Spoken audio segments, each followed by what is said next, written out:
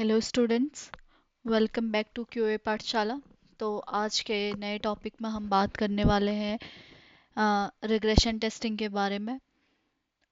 ये एक बहुत इम्पोर्टेंट टॉपिक है जो हर टेस्टर को अच्छे से आना चाहिए। तो चलिए बिना टाइम वेस्ट किए शुरू करते हैं आज का टॉपिक। तो आज का टॉपिक है हमारा रिग्रेशन टेस्टिंग। और देखते हैं कि रिग्रेशन टेस्टिंग का सिंपल मीनिंग क्या होता है। एप्लीकेशन में कोई भी न्यू चेंज करने के बाद जब पूरा सिस्टम दोबारा टेस्ट करते हैं तो हम दोबारा पूरा सिस्टम इसलिए चेक करते हैं ताकि इंश्योर हो कि जो एग्जिस्टिंग फंक्शनैलिटी है वो ब्रेक ना हो। मतलब अगर डेवलपर ने कोई बग फिक्स किया है या किसी नए फीचर को ऐड किया है या कोई कोड अपडेट किया है तो टेस्टिंग टीम चेक करती है कि पहले से चल रहे फीचर्स जो भी हमारे वो सही से काम करें करके। तो इस वजह से ये रीज़न है हमारा रिग्रेशन टेस्टिंग करने का। तो इसके एग्जांपल्स क्या क्या होते हैं, जैसे मतलब यहाँ पे है कि इसका गोल क्या होता है कि मेंटेन करना, स्टेबल करना, क्वालिटी चेक करना उसमें। और मतलब जब भी एप्लीकेशन में चेंजेस होते हैं तो चेक करना कि जो भी पुराने फीचर्स हैं वो सही से काम करें करके। तो जैसे एक एग्जांपल के साथ देखते हैं।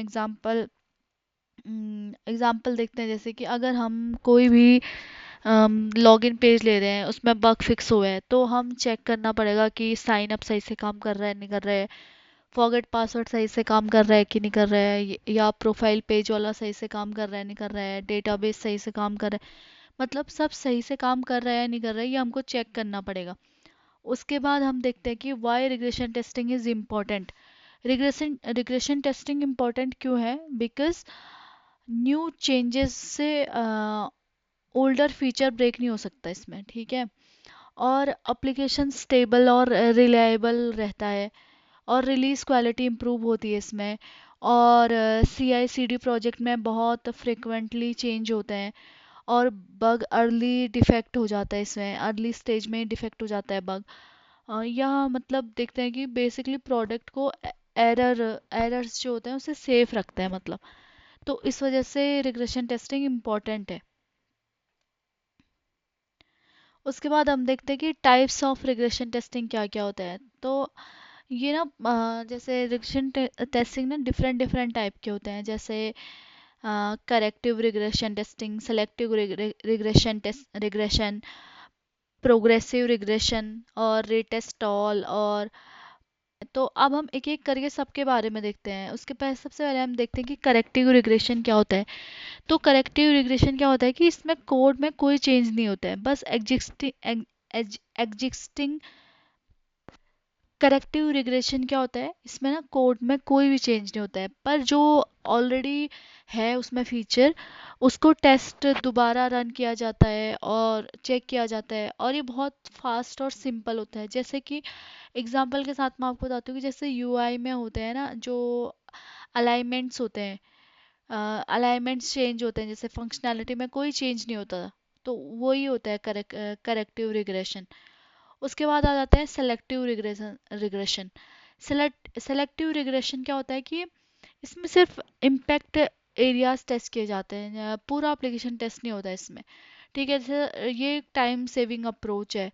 तो जैसे इम्पैक्टिव एरियाज क्या हो गया, जैसे कार्ट मॉड्यूल में चेंज, और जैसे सिर्फ कार्ट को देखेंगे या प्राइस, मतलब कार्ट मॉड्यूल में चेंज हो रहा है तो जैसे क्या क्या देखेंगे उसमें, कार्ट, सिर्फ कार्ट प्लस प्राइस और प्लस चेकआउट फंक्शनैलिटी टेस्ट भी देखेंगे। उसके बाद हमारा आ जाता है प्रोग्रेसिव रिग्रेशन। प्रोग्रेसिव रिग्रेशन क्या है?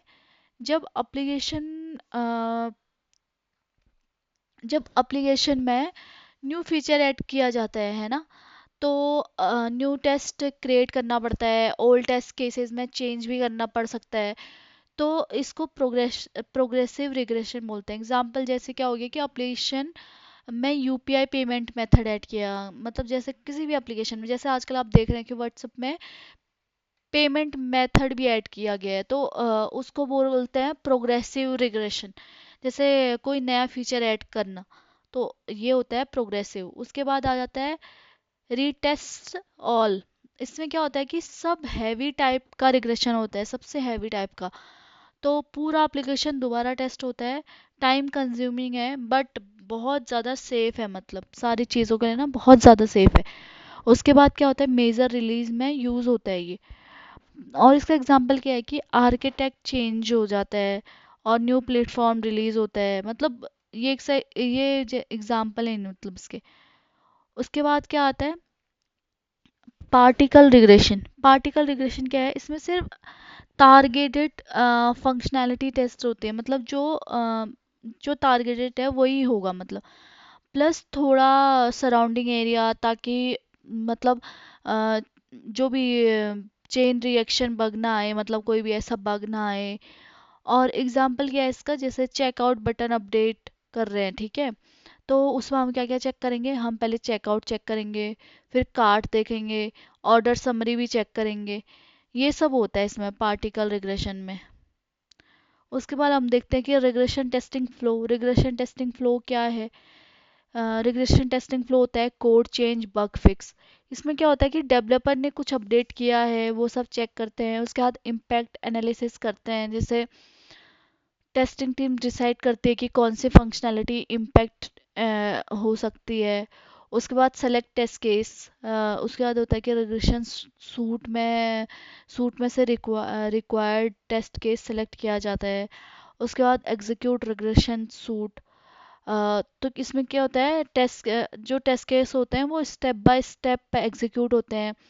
उसके बाद जो ये वाला डिफेक्ट रिपोर्टिंग वाला है, डिफेक्ट रिपोर्टिंग में क्या होता है, इसमें मतलब अगर कोई इशू मिलता है या कोई बग होता है तो उसको रिपोर्ट किया जाता है, ठीक है, डिफेक्ट रिपोर्टिंग में। उसके बाद आ जाता है retesting and final sign of.